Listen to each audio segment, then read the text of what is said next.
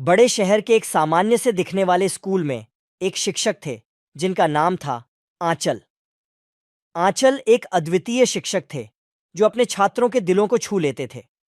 उनकी पढ़ाई का तरीका इतना अलग था कि हर कक्षा में एक अद्वितीय सस्पेंस छिपा हुआ था। एक दिन आंचल ने अपने छात्रों को एक अनोखे प्रोजेक्ट के लिए चुना। प्रोजेक्ट का नाम था जीवन का सफर। हर छात्र को एक खुद की कहानी बनाने के लिए कहा गया था जिसमें सस्पेंस हो और जिससे सबक कुछ सीखें। पहले दिन कक्षा में सस्पेंस बढ़ रहा था क्योंकि छात्र नए और रोचक तरीके से अपनी कहानियों को प्रस्तुत कर रहे थे। लेकिन सबसे बड़ा सस्पेंस तब आया जब आंचल ने अपनी कहानी सुनाई। आंचल की कहानी एक छोटे से गांव के एक गरीब छात्र की थी जिसने अपनी मेहनत और आत्मविश्वास की मदद से अपने लक्ष्यों को हासिल किया।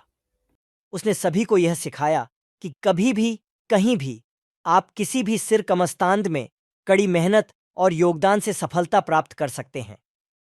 छात्रों ने आंचल की कहानी सुनकर हैरानी में रह गए, लेकिन सबसे बड़ी बात तो यह थी कि आंचल की कहानी में एक बड़ा सरप्राइज था।